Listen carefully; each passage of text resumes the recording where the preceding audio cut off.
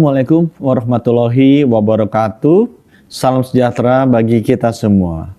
Om Swastiastu, Namo Buddhaya, salam kebajikan. Puji dan syukur kita panjatkan ke hadirat Allah Subhanahu wa Ta'ala atas rahmat dan karunia-Nya, sehingga kita dapat menghadiri talk show memperingati Hari Tuberkulosis Sedunia tahun 2021 dengan tema Setiap Detik Berharga. Selamatkan bangsa dari tuberkulosis. Kegiatan ini merupakan wujud nyata kepedulian terhadap upaya pencapaian eliminasi tuberkulosis di tahun 2030 nanti. Bapak Ibu yang saya hormati, tuberkulosis adalah masalah kesehatan dunia. Penyakit ini menyerang semua kelompok umur. Di Indonesia, sekitar 17% atau 70.000 kejadian tuberkulosis terjadi pada anak di bawah usia 15 tahun. Estimasi jumlah penderita TBC di Indonesia adalah 845.000 orang, dengan kematian 98.000 orang. Saat ini, Indonesia juga mempunyai masalah besar terhadap kasus tuberkulosis resisten obat. Dari 24.000 kasus yang diperkirakan ada di Indonesia, baru ditemukan sebanyak 11.463 kasus, atau sebesar 47,7%. Dan baru 5.531 atau sebesar 48,3% yang memulai pengobatan.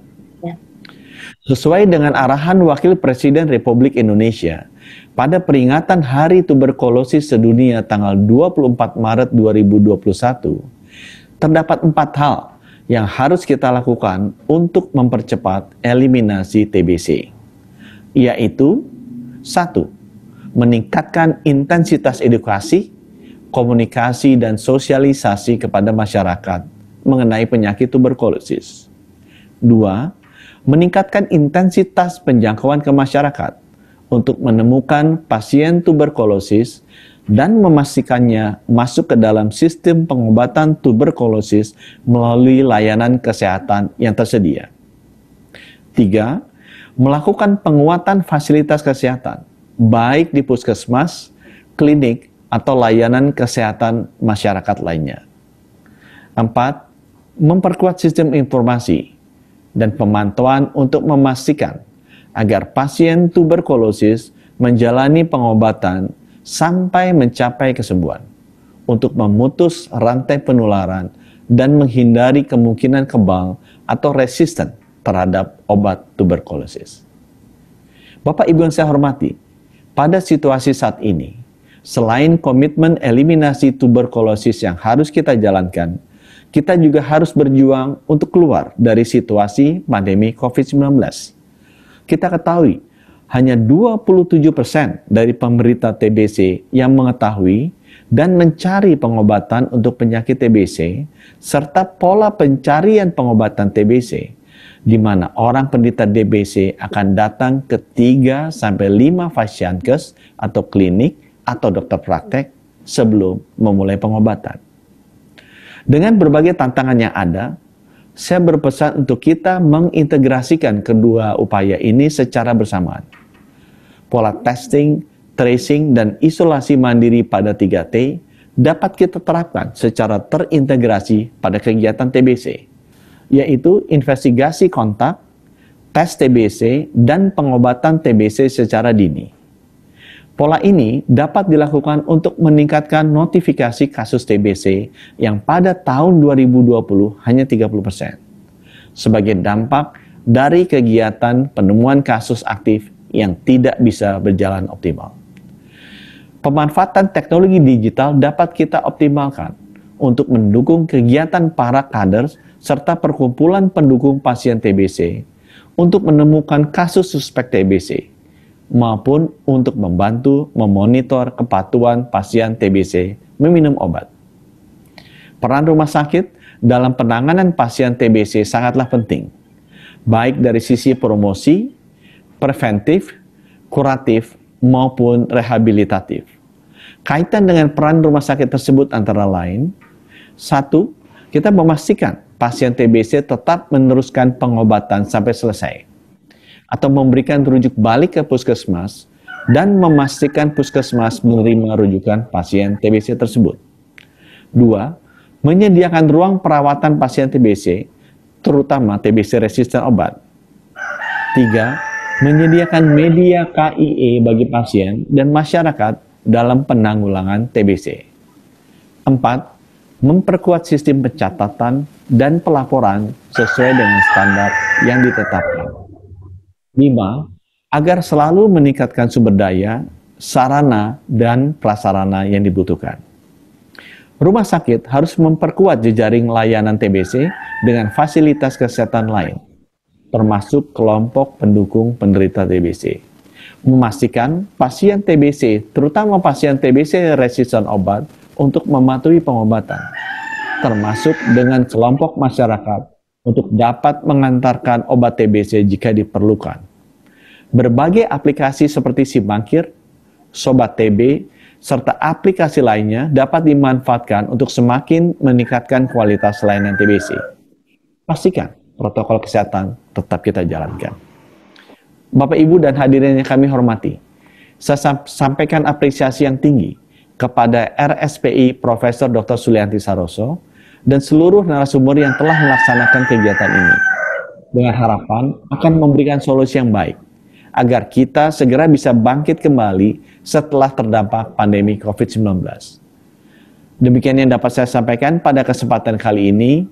Dengan mengucap Bismillahirrahmanirrahim, talk show menuju Indonesia bebas TBC tahun 2030, saya nyatakan dibuka secara resmi. Terima kasih. Wassalamualaikum warahmatullahi wabarakatuh. Om Santi Santi Santi Om.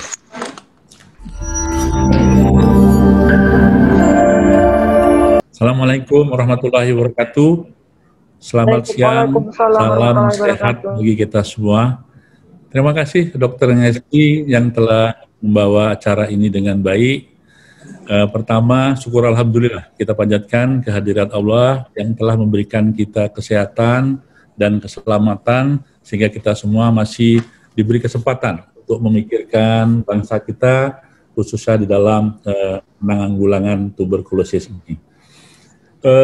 Bapak Ibu sekalian yang terhormat, kami ingin menyapa dulu yang pertama Bapak Melki, Emmanuel Melkiades Lakalena. Selamat siang Pak Melki. Selamat siang Dr. Saril. Selamat siang, luar biasa Pak. Terima kasih atas kesempatan ini. Suara Bapak sangat ditunggu untuk memberikan support kepada bangsa ini Pak. Yang kedua kami ingin menyapa Bapak Insinyur Arifin Panagoro. Selamat siang Pak Arifin. Pak Arifin Panagoro, selamat siang. Bisa mendengar suara kami Pak?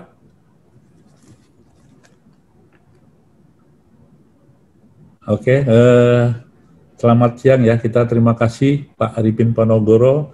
Beliau adalah Ketua Dewan Pembina Stop Tuberculosis Partnership Indonesia yang luar biasa, mempunyai komitmen dari pihak swasta memberikan kontribusi yang besar terhadap penanggulangan TB. Beliau juga adalah anggota Dewan Pertimbangan Presiden Republik Indonesia tahun 2019 sampai sekarang. Terima kasih Pak Arifin Panagoro. Kemudian saya ingin menyapa juga Profesor Dr. Chandra Yoga Aditaba. Prof. Chandra, apakah sudah bergabung? Selamat siang Pak Dirut. Oke, makasih Prof. Untuk kesekian kali masih berkesempatan sharing ilmu yang bermanfaat Prof ya, karena Prof adalah pakarnya. Mudah-mudahan hari ini bisa TikTok dengan Pak Melki dari DPR maupun Pak Arifin Panagoro dari pihak swasta. Dalam hal ini Stop Tuberculosis Partnership ya Pak ya. Kemudian saya juga ingin menyapa seluruh kawan-kawan seluruh Indonesia yang berkesempatan hadir di acara ini. Terima kasih sekali lagi. Sebagaimana kita ketahui, kita kemarin memperingati Hari Tuberkulosis Sedunia, 24 Maret. Itu 139 tahun. Oh ya Pak Arifin, kami sapa Pak Arifin Panagoro. Selamat siang Pak. Siang. Tadi belum masuk ya suaranya. Oke. Ya, Pak terima kasih Pak ya. Ini menyambut baik luar biasa karena suara Bapak sangat ditunggu oleh masyarakat dalam acara hari ulang tahun atau hari tuberkulosis dunia ini dalam rangka eliminasi TB, Pak ya. Iya. Kami dari RSPI Sulianti Saroso menyelenggarakan berbagai kegiatan ilmiah, sharing pengetahuan pengalaman, yang selama ini kami memberikan sharing pengalaman tentang COVID ya, yang selama ini sudah hampir 1 tahun, dan hari ini bertepatan dengan rangkaian kegiatan Hari TB sedunia, kami menyelenggarakan talk show ini. Ya. Judul utamanya eliminasi TBC Indonesia bisa, Pak ya. Nah, sebagaimana kita ketahui, untuk eliminasi ini tidak gampang, membutuhkan peran strategis dari berbagai sektor, apakah pemerintah, pihak legislatif, pihak swasta maupun pihak yang lain, dalam hal ini seluruh masyarakat, agar kita bisa berkolaborasi dan sinergi dalam penanggulangan ini.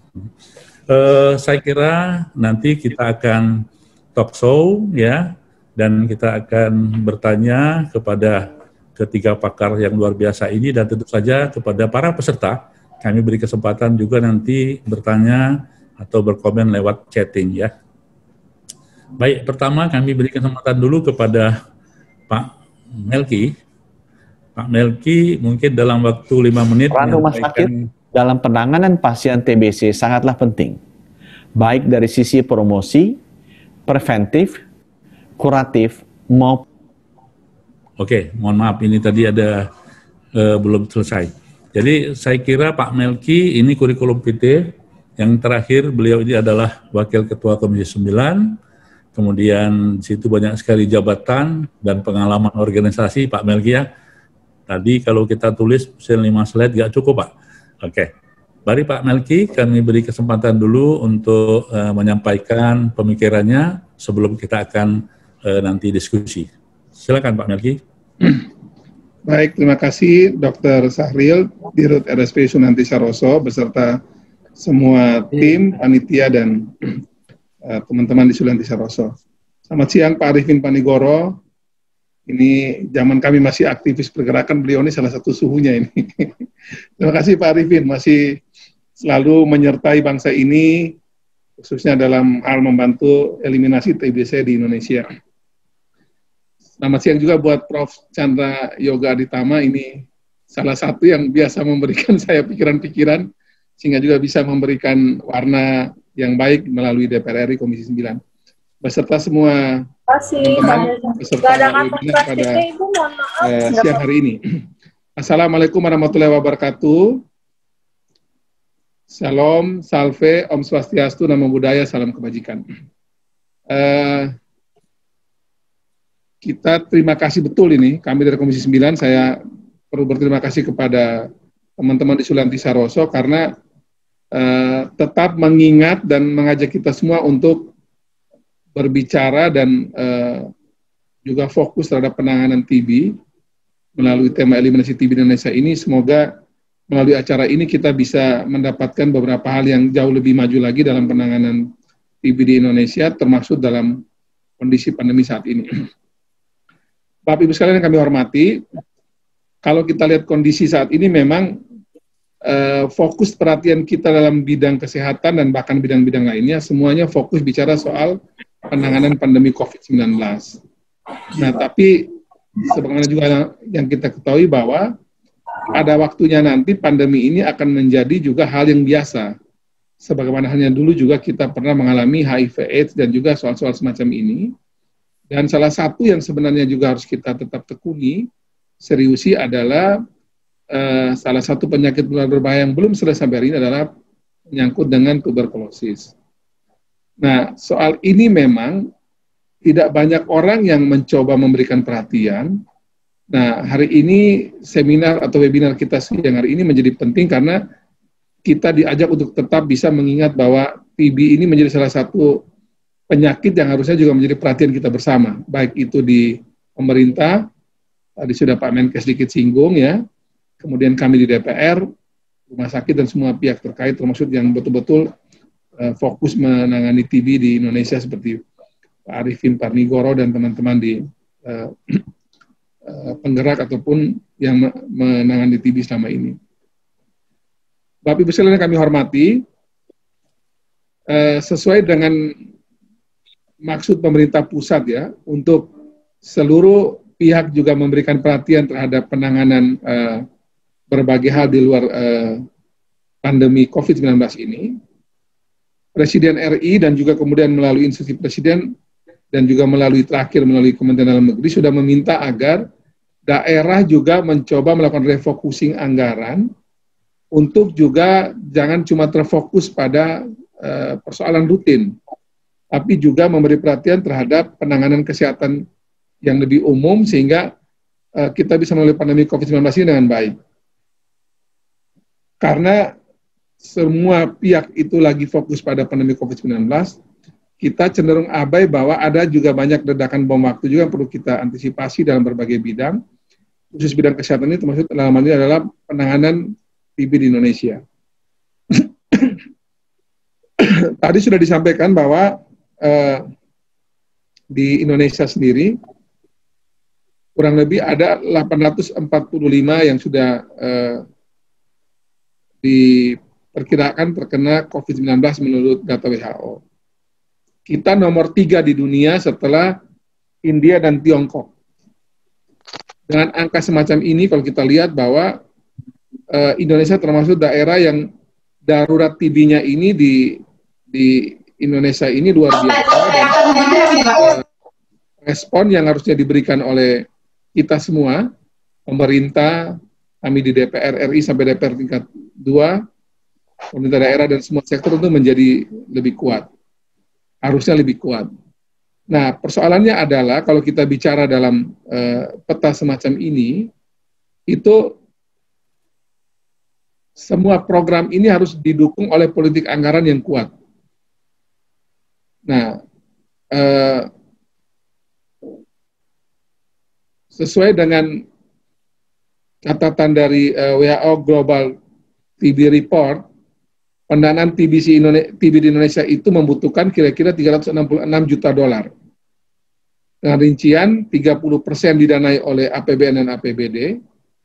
Dan ini juga kita lihat bahwa memang teman-teman di daerah memang harus kita dorong untuk betul-betul bisa juga memberi perhatian, terutama daerah-daerah yang tadi di gambaran ini bisa kita lihat TB-nya tinggi.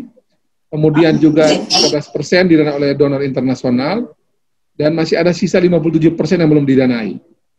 Kami sudah berkali-kali juga berbicara dalam forum di DPR RI, terus mendorong agar anggaran TB ini juga menjadi perhatian pemerintah pusat dan juga daerah, sehingga program eliminasi TB dalam berbagai macam program yang sudah disiapkan ini bisa bergerak. Nah, tapi harus diakui bahwa sampai dengan saat ini kita masih sangat minimal untuk mendanai program-program terkait dengan eliminasi TB di Indonesia. Sebagai catatan, bantuan dari internasional itu dari Global Fund di tahun 2018 sampai 2020, data yang kami miliki ada $267 juta. Kemudian dari tahun 2021 sampai 2023, rencananya adalah $302,4 juta. Sementara kita sendiri 2023 itu sudah akan tidak lagi mendapatkan bantuan dari Global Fund, dan itu tentu membutuhkan perhatian kita semua juga untuk bersama-sama ya. Teman-teman dari rumah sakit juga terus mengingatkan. Kami juga berharap dengan posisi dan juga pengaruh Pak Arifin Panigoro juga bisa mempengaruhi pemerintah pusat, khususnya Presiden. Kami juga akan mengingatkan Kemenkes untuk memberi perhatian apabila dukungan internasional juga makin minimal, bahkan sudah sama sekali tidak diberikan. Tentu ini membutuhkan kemandirian kita untuk bisa menjawab berbagai program terkait dengan eliminasi TB Indonesia Bisa yang sudah menjadi komitmen dan harapan kita bersama. Ini catatan yang bisa kami sampaikan terkait dengan aspek pendanaan. Nah, sementara dari gambaran yang juga kami dapatkan ya, bahwa ternyata kondisi global dan Indonesia juga kurang lebih hampir sama, itu kondisi pandemi ini menyebabkan kemunduran capaian program TB di seluruh dunia. Jadi catatan dari berbagai kelompok yang sudah bisa kami rekam ya, dari Stop TB Partnership, dari Imperial College London dan berbagai macam lembaga yang lain, menunjukkan bahwa semenjak masa pandemi ini, itu baik yang melakukan lockdown, kemudian masa pemulihan sampai dengan saat ini, diperkirakan ada tambahan kasus yang cukup tinggi antara 2020 ke 2025. Diperkirakan ada 6,3 juta kasus. Dan saat ini, sampai dengan 2021 ini, diperkirakan sudah ada tambahan 1,4 juta kasus. Nah, ini juga tentu membuat program-program untuk eliminasi TB di dunia dan khususnya kita di Indonesia ini menjadi pasti makin berat. Jadi semua yang sudah dilakukan dengan baik dan rencana kita untuk mengeliminasi TB di tanah air ini makin berat dalam situasi yang seperti sekarang ini.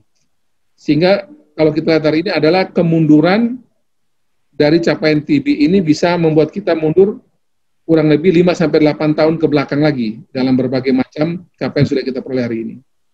Untuk itu kami di DPR RI melalui berbagai rapat yang sudah kami lakukan dengan mitra kami, Kementerian Kesehatan, pada tanggal 14 April 2020 misalnya, kami sudah pada saat mulai pandemi sudah mulai masuk di tanah airnya, kami sudah menyampaikan perhatian dan rekomendasi kepada Kemenkes untuk juga memberi perhatian terhadap penanganan TB di tengah pandemi, itu termasuk dengan penanganan demam berdarah, harus betul-betul diberikan perhatian, baik itu program maupun anggaran yang lebih kuat lagi, sehingga jangan sampai pandemi COVID-nya kita urus, sementara penyakit berbahaya lain seperti DBD dan khususnya TB ini kita mulai kurang memberi perhatian serius, mulai kendor di sana. Karena menurut kami, salah satu yang juga menjadi PR kita yang harus kita bereskan adalah termasuk juga persoalan TB di tanah air. Dari mulai 14 April 2020 sudah kami ingatkan. Dan terus kami lakukan berbagai dalam forum di DPR RI resmi maupun juga forum-forum informal. 16 September 2020, dalam rapat dengan pendapat kami dengan para pejabat eselon 1, kami juga waktu itu mengusulkan tambahan anggaran untuk penanganan COVID, hepatitis, dan TB. Waktu itu kami minta kurang lebih 2,9 triliun, yang kami juga harapkan juga membantu untuk program eliminasi TB tanah air jauh lebih kuat lagi, justru di saat pandemi yang membutuhkan banyak effort yang luar biasa dari kita semua. Dan 29 September, kami juga sudah sampaikan hal yang sama kepada pemerintah, dan kami juga menyadari bahwa keberhasilan penanganan TB ini bukan cuma tanggung jawab dari Kementerian Kesehatan saja, maksud kami di Komisi 9, kami juga punya di DPR namanya Kaukus Kesehatan yang melintasi semua komisi, yang juga bisa kita minta untuk berbagai teman-teman komisi yang juga bisa terlibat. Kami juga mendorong agar semua kementerian, lembaga, dan juga teman-teman dari organisasi masyarakat sipil yang punya peran itu juga bisa terlibat, membantu agar penanganan dan eliminasi TB tanah air ini bisa bergerak secara lebih optimal justru di masa pandemi COVID-19 ini. Memang salah satu yang menjadi catatan yang juga kami lihat adalah peran pemerintah daerah yang juga sangat signifikan dan vital, itu yang memang perlu kami terus lakukan, dan dengan bantuan dan kerjasama semua pihak ini, semoga semua yang sudah kita lakukan ini bisa bersinergi dan bisa mengurangi eliminasi TB di tanah air. Sebagai koreksi tadi, ini data baru saya terima ini, bahwa Indonesia sekarang nomor 2 di bawah India, justru sekarang Cina sudah nomor 3, kita di atas Cina malah. Jadi Cina ternyata 833, kita 845, jadi Indonesia sudah nomor 2 di tanah air, jadi dunia, Pak, itu menjadi pekerjaan berat kita lagi, Pak Saril. Jadi ya. Cina yang kena COVID malah dia punya TBC makin menurun, kita terlambat kena COVID malah TB kita sudah lebih dari Cina lagi. Jadi ini kita ke depan tentu makin berat, dan berbagai program pengendalian TB di tanah air, menekan dan membuat eliminasi TB ini menjadi lebih kuat apabila kita bisa bersinergi satu sama lain. Demikian pengantar dari saya, Prof. Saril, nanti kita akan diskusi lebih lanjut. Terima kasih. Wassalamualaikum warahmatullahi wabarakatuh. Shalom, salve, om, santi, om, namo buddhaya, salam kebajikan. Terima kasih Pak Saril, terima kasih koreksi Dr. Pompi tadi. Terima kasih. Terima kasih Pak Belkis sebagai pengantar kita. sebelum saya berikan kesempatan ke Pak Arifin maupun Prof. Chandra, mungkin ada satu pertanyaan yang memang perlu kita berikan suatu komen, tanggapan. Tadi sudah disampaikan, sebelum kita pandemi COVID ya, Prof. Chandra maupun Pak Arifin, kita kan nomor 3 Pak ya, ya kan? Nah, sekarang itu kita makin nomor 2, bahkan dari data ini, kita dengan COVID-19 ini hanya 39% kasus yang ditemukan diobati. Kemudian data TB resisten obat atau TB MDR, TB HIV juga masih tinggi ya Pak Arifin ya, nah, gitu. Dan kita ketahui angka kematian dengan kelompok infeksi kita masih nomor 1. Nah itu kami mohon tanggapan sekaligus kira-kira nanti akan kita sisir mana yang harus kita intervensi agar ini bisa kita susun untuk eliminasi tahun 2030. Nah, kami beri kesempatan kepada Pak Arifin sebagai senior dan sebagai orang yang sangat memahami tentang ini. Saya mohon Pak tanggapannya Pak. Terima kasih Pak. Terima kasih Ustaz Syahril. Ya. Menarik banget karena berkali-kali, nah Prof. Chandra tahu banget.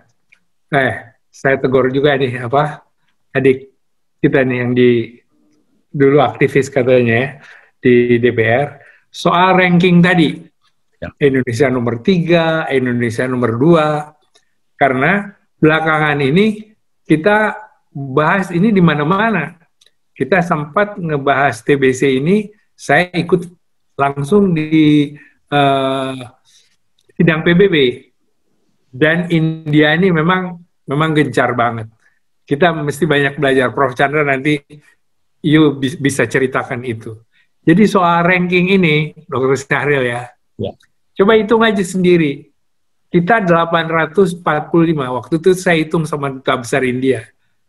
Per kapita dibagi penduduk Indonesia, dibandingkan India itu 2, sekian, 2,7 atau 2,9.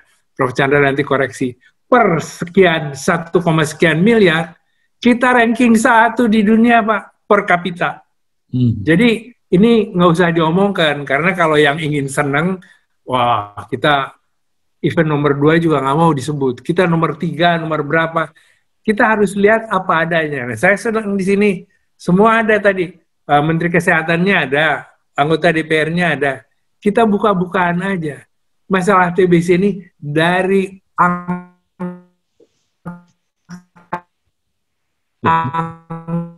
ini aja. Kita ini beratnya.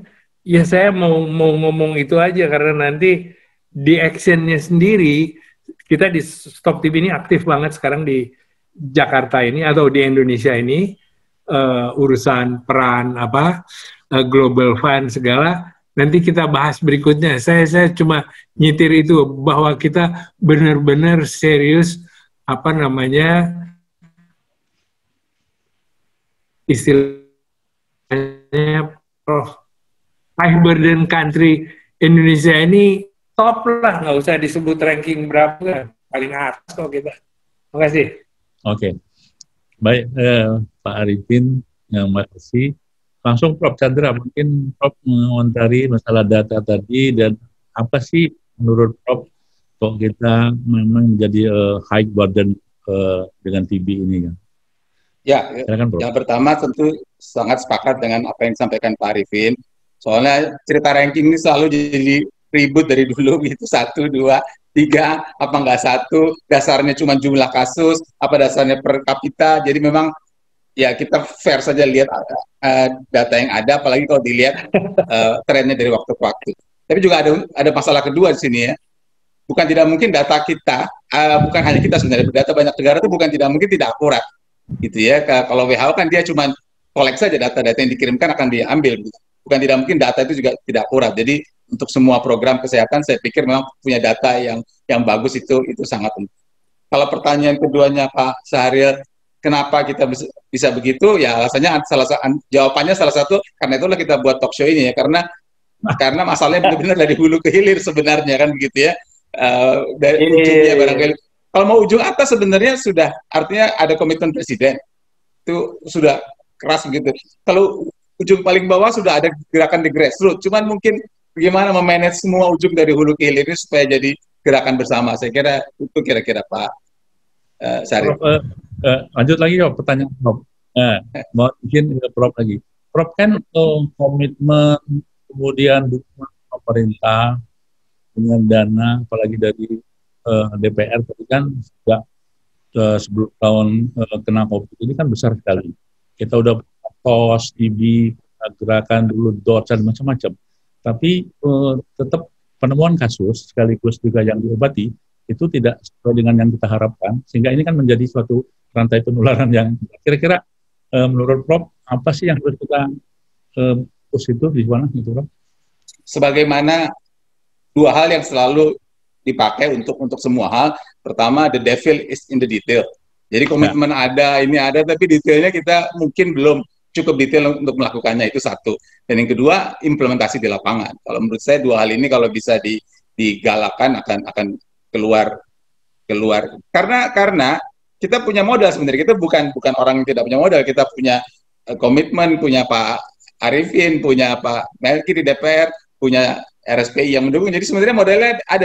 Saya sih berpikir kita punya modal. Saya tahu India juga punya modal, Cina juga punya modal tentu saja. Jadi kita ada modal. Tapi bagaimana memanage? Kalau saya melihatnya lebih ke situ, Pak Syarif. Ya. Kalau Pak Melki, Pak, tadi kan ada 360 juta US dollar untuk tahun 2019, tapi 57%-nya belum didanai. Itu gimana Pak maksudnya, Pak? Ya, jadi Pak Syarif, jadi anggaran ini kan kita bahas dengan teman-teman di Kemenkes, itu kita minta misalnya realokasi dari program yang kita lihat juga itu bisa ditunda atau dihilangkan. Nah, tapi memang kan kalau kita menggunakan dari APBN sendiri juga, saya kira Pak Prof. Chandra juga mantan dari Kemenkes, itu memang anggaran kita sendiri untuk program-program prioritas juga masih terbatas. Sebagai contoh ya, kita ini program untuk berbagai jenis penyakit itu kita punya cuma tinggal sedikit, karena anggaran Kemenkes itu habisnya untuk PBI di BPJS Kesehatan. Kemudian belum lagi yang urusan rutin. Jadi kita anggaran yang untuk dipakai buat program semacam TB ini juga kecil sekali. Itu masih jauh dari perintah undang-undang, kalau kita konsisten ya, 5% itu untuk kebutuhan penanganan kesehatan itu masih jauh. Nah, dalam kondisi semacam ini memang tinggal kita bersama ini meminta agar pengatur program di Kemenkes ya, bersama Menteri, punya political will yang kuat juga untuk menangani soal-soal penting seperti TB ini. Mengambil dari program-program yang tidak penting atau bisa dihilangkan atau bahkan mungkin ditunda. Karena sejauh itu tidak diberikan, mengandalkan dari dana dari luar sendiri juga, tadi kita lihat juga kecil, ya, 13% kurang lebih. Dan masih ada kalau kita bicara program eliminasi ini dalam serangkaian program utuh itu juga ada kurang lebih hampir 50% yang belum juga bisa didanai.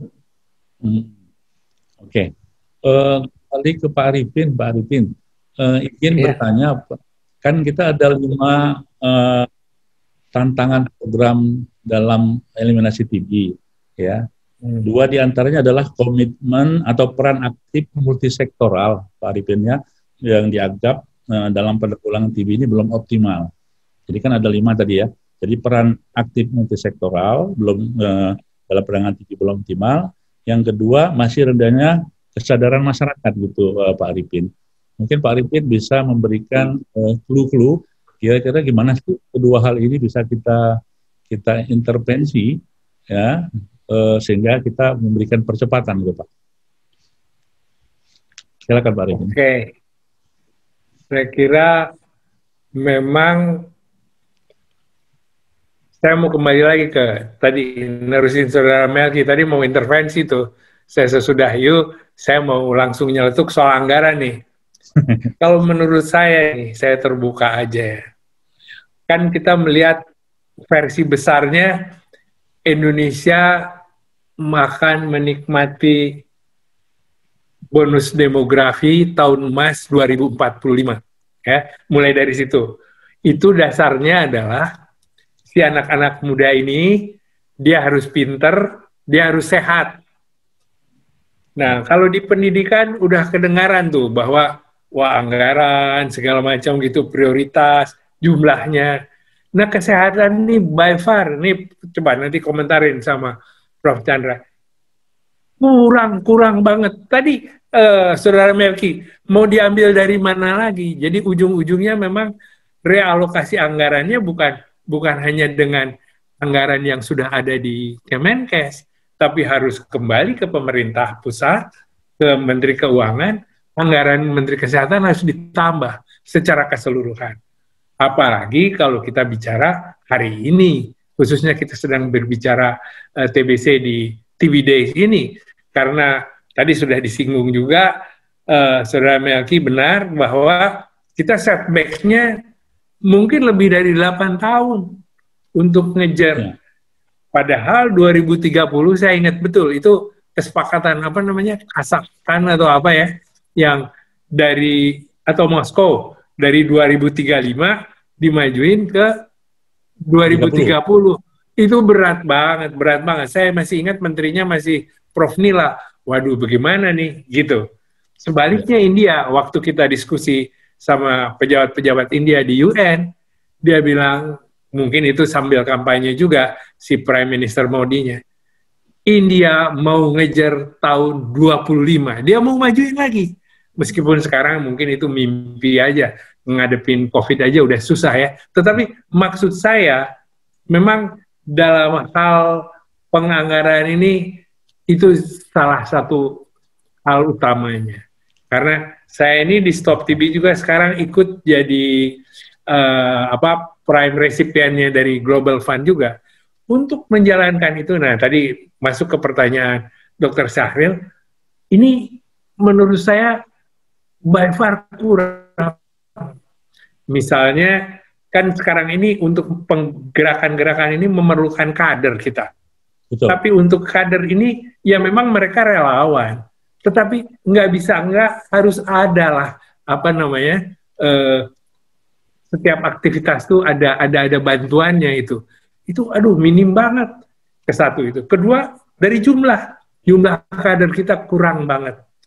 Yang ketiga, struktur pengkaderan.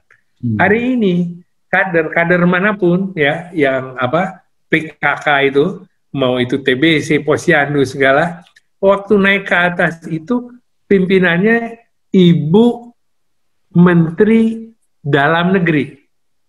Nah, maksud saya sih ini strukturnya harus diresmikan, karena Menteri Dalam Negeri kan setiap 5 tahun kan ganti.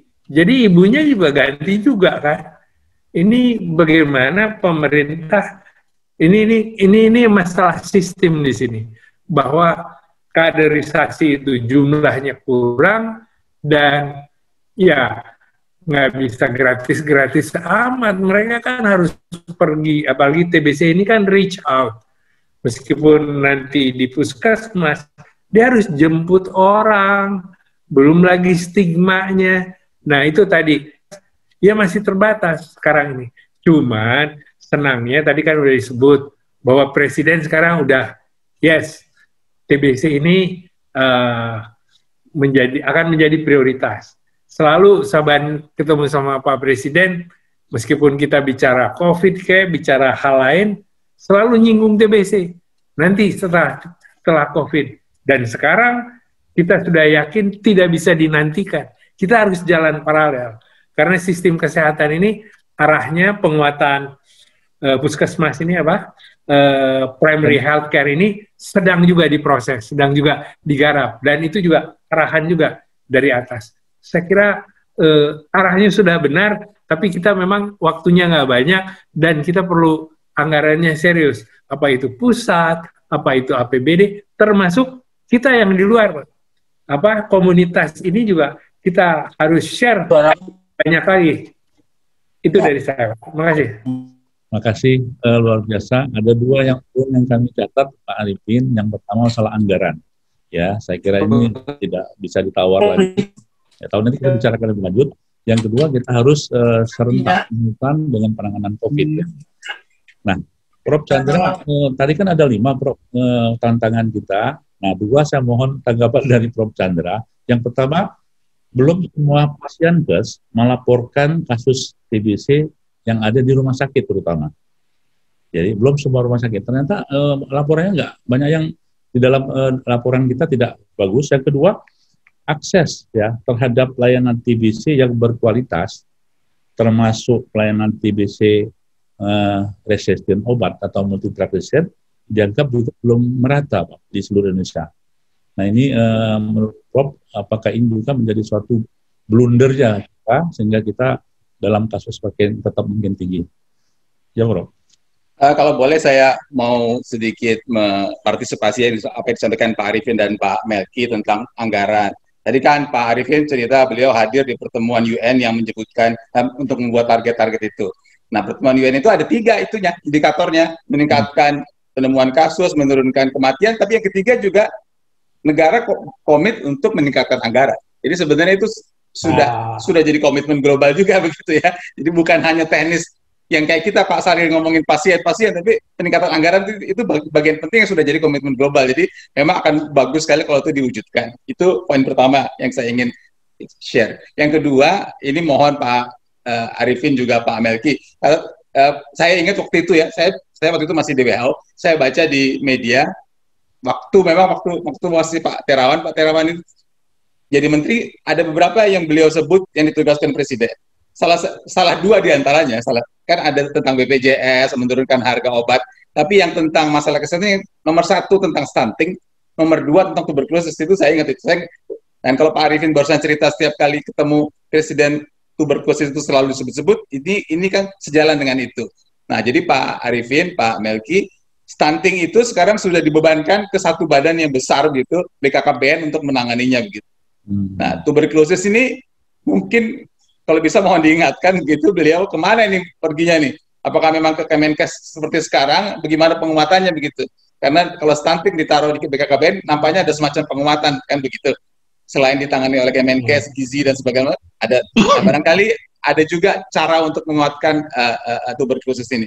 Walaupun saya tahu ada Perpres yang sedang berproses dan sebagainya.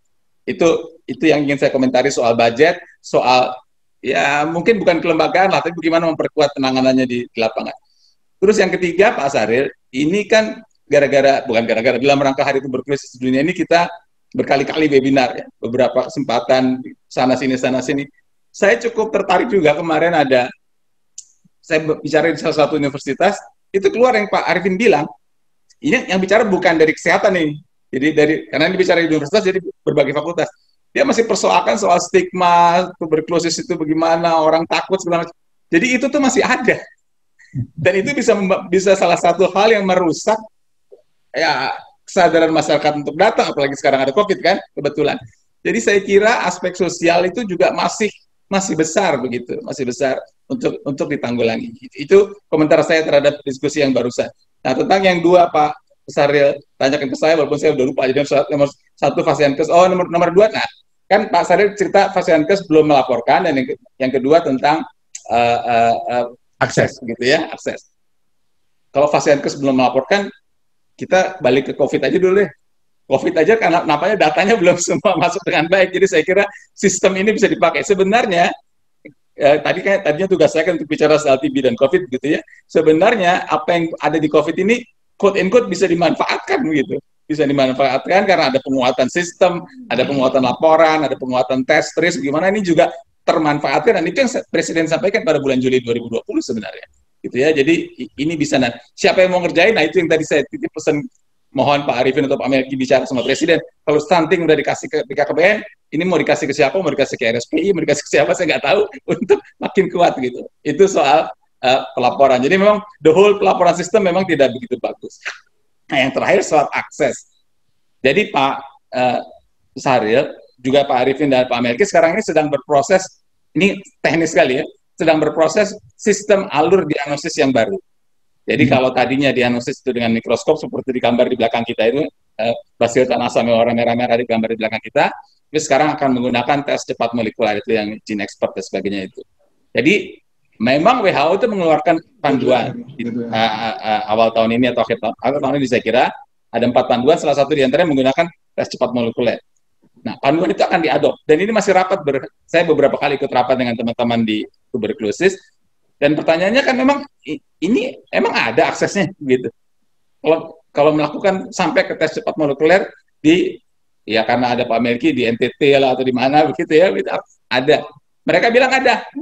Jadi akses ini bukan hanya, artinya saya kira akan ada proses untuk akses ini lebih bagus begitu. Dan sebenarnya puskesmas ada di mana-mana, kita bisa pakai. Tapi kalau kemudian harus sampai tes cepat molekuler, mudah-mudahan memang ada. Gitu. Tapi at the end of the day begitu, yang Pak Arifin sampaikan, bagaimanapun masyarakat harus jalan. Mau lewat kadernya nggak bisa dilepas begitu saja. Itu nggak bisa. Kalau pemerintah mau jalan sendiri nggak akan bisa. Harus lewat bersama-sama masyarakat, bukan lewat. Jadi saya tidak setuju sebenarnya dengan istilah mengajak partisipasi. Masyarakat harus bukan hanya partisipasi, dia jangan jadi objeknya, masyarakat itu jadi subjeknya. Jadi Pak Arifin dan tim ini jadi subjeknya, ini begitu ya. Itu saya kira yang penting. Sorry, ini agak-agak idealistik sedikit, tapi kayaknya perlu juga sesuatu yang idealistik kadang-kadang. Oke, menarik Prof. Saya pending sedikit. Kita nanti akan bicara bagaimana penguatan tadi Prof ya. Sebagai contoh tadi masalah stunting, masalah KKBN. Nanti kita akan coba diskusi bagaimana penguatan TB ini agar tadi masalah dana tadi kan cukup besar ya, yang hampir 57% tidak dikenai. Namun sebelumnya ada pertanyaan buat Pak Melki, Pak yang wakil dari masyarakat, Pak. Ini dalam tantangan TB ini kan dikatakan masalah rendahnya kesadaran masyarakat, termasuk tadi yang disampaikan Prof, masih ada stigma yang sebetulnya kita nggak perlu lagi lah. Uang udah 139 tahun, kita masih putar di stigma. Dan kedua, kesadaran masyarakat untuk melakukan pemeriksaan manakala dia punya gejala, tapi ini dalam eliminasi TB-nya dianggap masih masalah. Yang kedua, dianggap juga komitmen pemerintah daerah, Pak Melki. Nah, dari sini mungkin Pak Melki sebagai wakil rakyat, gimana sih pemerintah daerah, karena rakyat ini ada di daerah semua, agar nanti dia berkontribusi langsung, seperti yang Pak Chandra tadi, tidak hanya menghimbau, mengajak mereka, itu tapi betul-betul ada satu action yang itu. Jadi gitu Pak, jadi pemerintah daerah gimana sih menurut Pak Melki? Yang kedua juga agar masyarakat ini juga harus care untuk melakukan serta dalam penanganan TB ini. Itu Pak Melki. Ya, baik, terima kasih Pak Sarir. Pertama terkait dengan kejadian yang sudah berulang terus bahwa masyarakat kita masih mempunyai stigma terhadap penderita TB, kan ini kembali kepada soal kampanye dan edukasi. Saya kira seperti halnya juga kita pertama kali menghadapi COVID ya, kan orang juga akhirnya setelah mendapatkan edukasi, dilakukan kampanye secara masif oleh berbagai kalangan, kemudian juga akhirnya penanganan COVID juga bisa ditangani dengan lebih rasional ya, dengan lebih tepat gitu. Nah, memang persoalan TB ini kalau kita lihat ya, yang concern, yang terlibat dan yang fokus betul itu kan terbatas sekali.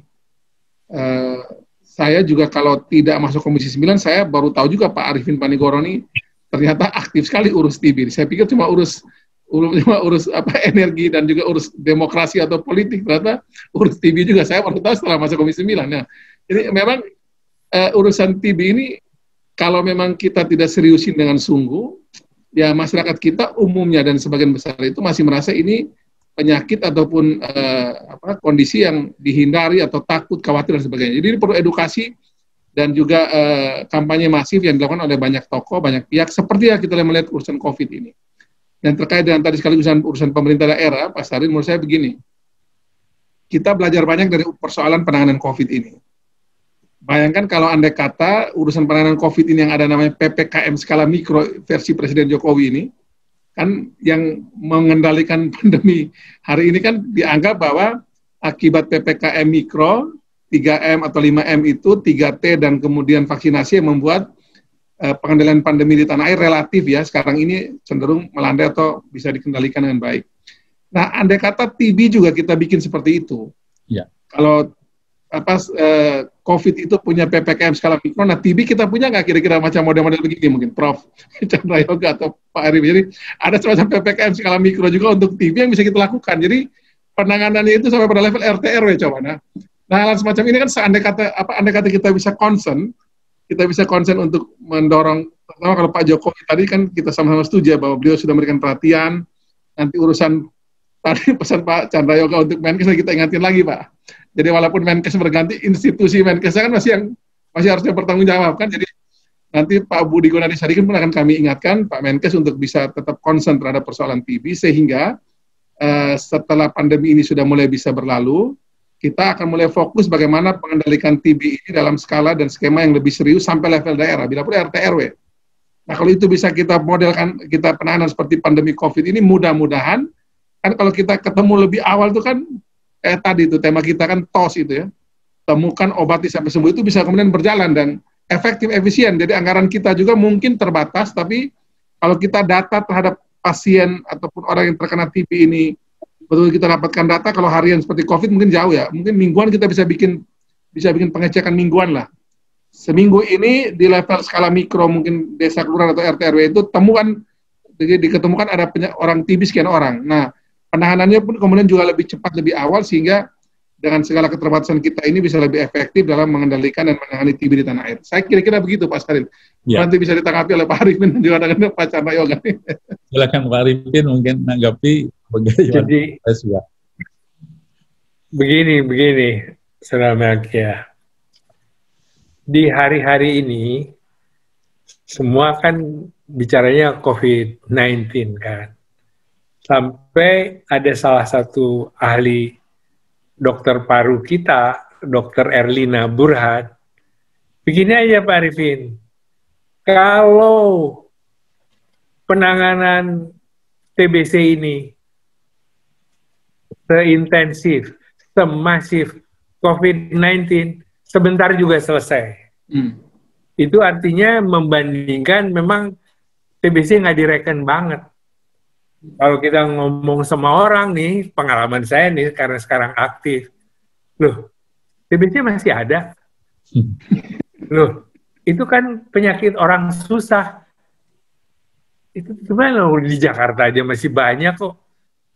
Misalnya, oh ini rumahnya nggak cocok. Rumah susun di Jakarta Utara. Itu kan salah satu pusatnya juga. Jadi maksud saya memang ini ya gampangnya masih belum serius lah gitu. Tapi nih saya mau cerita. Hari-hari ini Pemprov Jabar, karena saya bicara ngambil inisiatif dalam rangka penguatan layanan primer. Jadi hari ini sedang berjalan percobaan penguatan 100 puskesmas di Jawa Barat. Nah, ini ada pendukung-pendukung dari komunitasnya di situ. Ada satu organisasi namanya CISDI, sangat aktif. Saya juga ikut bantu untuk menjadi contoh soal.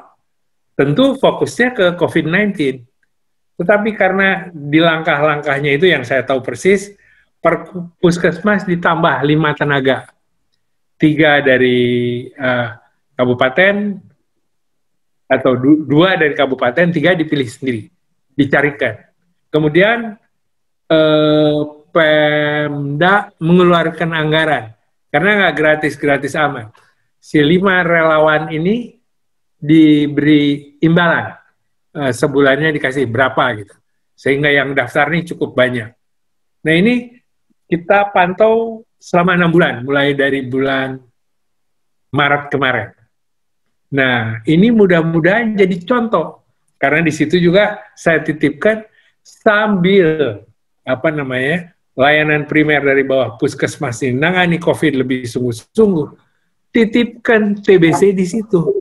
Karena kalau kita bicara DOT atau TOS, temukan, obati sampai sembuh, kan mirip-mirip 11-12 sama tracing, testing and treatment kan. Jadi kalau menurut saya ini ya biasalah orang Indonesia ini harus pakai contoh soal, coba Prof. Chandra lah sebagai guru besar kan ngerti kan. Kita kalau teori-teori ya juga, tapi praktek dulu lah gitu. Jadi mudah-mudahan di 100 puskesmas ini kita akan gali semua. Dan tadi kita akan teruskan ke DPR juga, Saudara Melki. Look, ini nih hasil kita, coba bisa nggak si penguatan primary healthcare ini juga menyasar tuberkulosnya, karena TBC ini ya kalau hitung-hitungan jumlah kematiannya by far jauh lebih banyak, hampir 100.000 setahun. Udah berapa puluh tahun kita udah jutaan orang meninggal TBC. Live aja ya. Jadi maksud saya ya sampai situ aja dulu. Thank you. Pak Arifin, kalau ada satu statement menggelitik Pak Arifin, kalau kita pakai istilah tadi titip-titipan itu nanti tidak begitu kuat Pak Arifin. Gimana kalau ini menjadi suatu komitmen bangsa? Artinya yang disampaikan oleh Presiden, model penguatan TB dengan cara COVID ini itu bisa bareng, dan jangan nanti ada istilah TB dititipkan dengan proyeknya COVID itu. Jadi akan lebih tegas kita nanti dalam diskusi ini menyampaikan suatu usulan begitu. Gimana Pak Arifin? Jadi betul-betul penguatan primary care tadi dengan TB menjadi juga prioritas gitu Pak Arifin. Setuju banget. Aku kan dari Stop TB.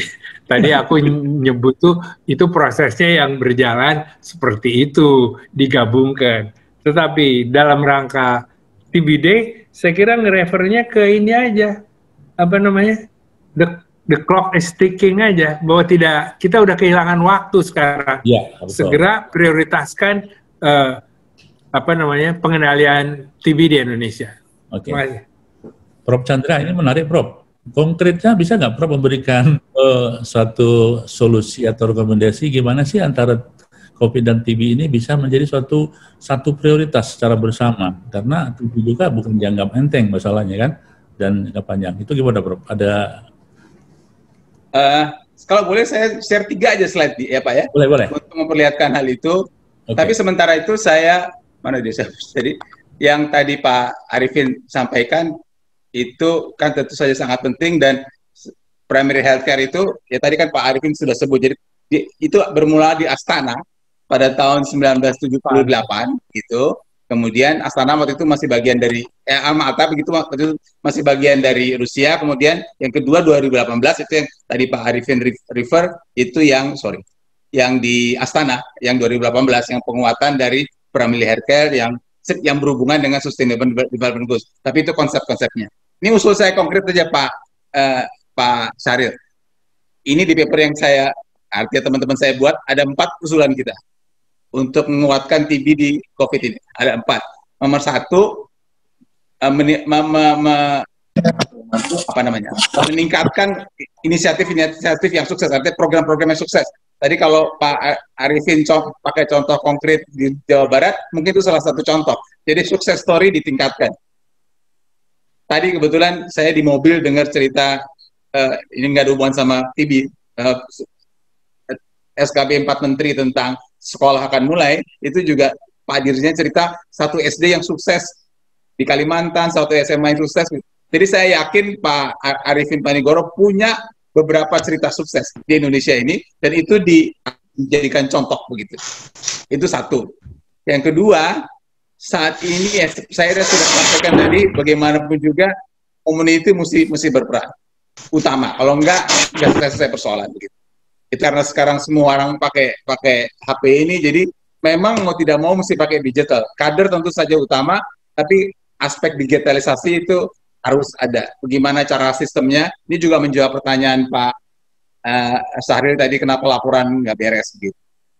Dan yang keempat yang kita belum begitu bahas tadi adalah selain obat, memang kan ada cerita dukungan gizi, dukungan anggaran uang buat barangkali pasien atau kader itu. Jadi 4 hal itu yang ada di paper ini. Itu usulan konkret yang pertama. Usulan konkret apa yang kita lakukan segera dan apa yang kita lakukan jangka panjang. Yang harus kita lakukan segera, karena tadi semua sudah bicara punya dampak akibat COVID, sekarang kita mesti akses. Tadi Pak Melki dan Pak Arifin sudah bilang bahwa kita penemuan cuma 30 sekian persen, coba dirinci itu, berapa persen penemuan sekarang ada, apa masalahnya, obatnya ada apa enggak, sistem ada apa enggak. Jadi mungkin ini bisa, katakanlah mengakses situasi ini kelar dalam 2 bulan 3 bulan sehingga kita tahu lapangan seperti apa. Itu satu yang short term. Yang kedua yang tentang short term adalah yang tadi disinggung-singgung, memang essential service harus jalan, bukan hanya TB, demam berdarah, imunisasi, kesehatan ibu dan anak begitu ya. Seperti Dr. Saril tahu, saya kan ikut di WhatsApp grupnya Persahabatan. Saya cukup senang karena tadinya semua bangsal tutup, semua poli tutup, hanya tiap COVID, sekarang udah mulai buka, pasien TB biasa sudah mulai masuk, mungkin juga imunisasi sudah mulai jalan, itu mau nggak mau bisa kita lakukan sedikit demi sedikit gitu. Kalau nggak, nanti dampaknya bisa lebih besar. Dan yang ketiga, karena sudah tahu bahwa cuma 30% yang kurang, maka program selanjutnya nggak bisa sama seperti kemarin, mesti ada ya katakanlah active case management untuk menangkap yang ketinggalan. Kalau kita program sama seperti 2019 dilakukan 2021, yang ketinggalan akan hilang dong begitu. Jadi harus ada catch up loss gitu. Itu yang jangka pendek, yang jangka panjang nggak usah lah. Jangka panjang masih lama kita omongin. Terus yang terakhir yang 7 poin ini. Ini 7 poin TB, 7 poin COVID yang bisa dilakukan untuk penanggulangan TB. Tadi Pak Melki sama Pak Arifin sudah bicara soal testing, soal tracing, soal data, soal IPC dan sebagainya. Jadi kalau bicara konkret Pak, usul saya 4 yang ini plus 3 yang short term plus 7 yang TB dan COVID ini. Makasih Pak Syaril. Pak Syaril nggak ada suaranya. Luar biasa Prof membuka wawasan kita. Pak Arifin, kita dulu kan pernah mengenal zaman kita masih di Puskesmas dulu ada namanya juru malaria, kemudian ada juru imunisasi. Dia betul-betul turun ke desa tiap hari mencari pasien. Nah, kalau yang disampaikan oleh Prof. Chandra tadi dalam short term jangka pendek ini, karena ini juga dalam kondisi COVID, akan lebih bagus kelihatannya Pak ya, kalau itu digabung dengan active case finding tadi, sehingga COVID dan TB ini bisa kita tackle bareng gitu. Dan anggarannya juga Pak Benzi ya, saya kira kita bisa cari satukan anggarannya. Gimana Pak Arifin? Ya setuju banget. Saya dari Stop TB, ini TB Days, ya memang TBC-nya yang harus ditonjolkan kan. Ya, tadi tuh kita ngomong nebeng karena selama ini semua orang bicaranya COVID-19. Tapi kalau menurut saya tadi kan dari korban dari panjangnya kan mulai dari zaman Borobudur dibuat udah ada orang TBC. Jadi kalau menurut saya sih, saya setuju banget di TB Days ini berantas TB-nya jadi priority. Setuju Dr. Saril, setuju. Alhamdulillah Pak. Nah, sekarang Pak Melki, gimana Pak penguatan bagaimanapun dana cukup besarnya Pak Arifin ini luar biasa ini. Apakah tidak cukup dari pemerintah saja gitu Pak? Gimana Pak Melki? Ya, tentu yang disampaikan oleh Prof. Chandra tadi, berbagai program tersebut pasti butuh dukungan dari kita semua dan juga termasuk anggaran.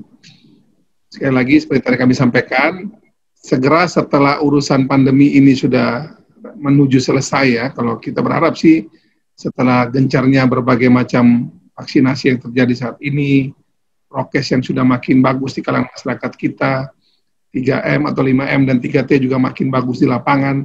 Semoga kalau ini makin terkendali, Pak Saril, saya kira kami akan mengajak seluruh pihak, terutama Kementerian Kesehatan, Kementerian Keuangan juga, dan teman-teman di Badan Anggaran nantinya, untuk juga menyelesaikan kakeknya dari COVID ini. COVID-19 kan semacam cucu kesekiannya ya. Tapi kalau bicara bahwa kakeknya sumbu utamanya kan juga TB ini kan harus dibereskan, dan ini belum beres-beres juga. Nah, jadi setelah pandemi ini sudah mulai terkendali, kami juga berharap agar walaupun tidak semasif kalau kita bicara pandemi COVID ya, tapi spirit dan juga gerakan seluruh anak bangsa kita untuk menyelesaikan TB ini, saya berharap sih kalau 6 bulan setahun saja kita seperti urus pandemi COVID ini, mungkin TB juga sudah bisa dalam jumlah banyak bisa kita selesaikan mestinya ya. Nah, ini yang nanti akan kami dorong bersama Kemenkes nanti Pak Saril. Suaranya Pak Saril, suaranya.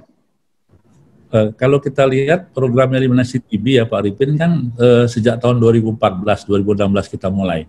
Sekarang udah 5 tahun ya, udah 5 tahun, tapi kita kelihatannya belum ada suatu yang katakanlah membanggakan hasilnya. Sehingga kita harus berubah suatu strategi kita kan ke depan gitu.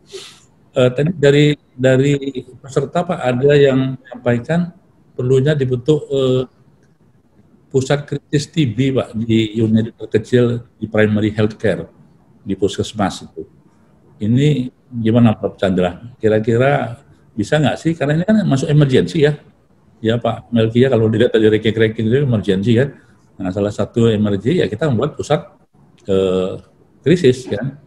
Nah seperti halnya TB, COVID kita buat kan dengan BNPB-nya, Satgas COVID dan sebagainya. Gimana Prof? Kira-kira pusat TB? Enggak, sebelum sampai ke pusat TB, jadi kan hari ini saya bersyukur ketemu dengan tokoh-tokoh nasional ya Pak Arifin, Pak Melki. Kemarin saya bicara seperti ini di depan perawat. Dan perawat itu cerita, makanya to my surprise begitu, dia bilang di bangsal dia, ini perawat neurologi, bangsal dia ada 2 pasien hari ini, maksudnya sekarang ini dengan spondilitis TB. Itu kalau buat Pak Arifin sama Pak Melki itu kalau ingat film The Hunchback from Notre Dame tahun berapa itu?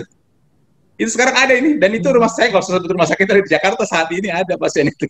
Jadi memang ini bukan cerita dunia, bukan cerita masalah besar begitu. Ini masalah sehari-hari yang ada di lapangan sampai saat ini, sampai hari kemarin ya, saya bicara dengan salah satu 2 sekolah perawat itu. Jadi saya ingin membumikan cerita ini. Kalau kita cerita makro-makro kan nggak kelar-kelar.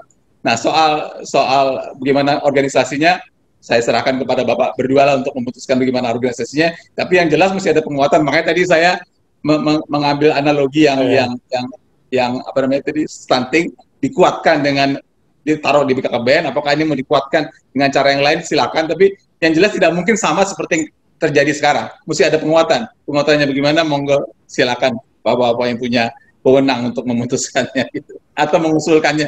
Yang kalau Pak Arifin yang bicara atau Pak Melki yang bicara kan orang akan dengar ketimbang kita Pak Saril. Kita kan tugas kita ngitik-ngitik beliau-beliau aja gitu. Betul. Ya.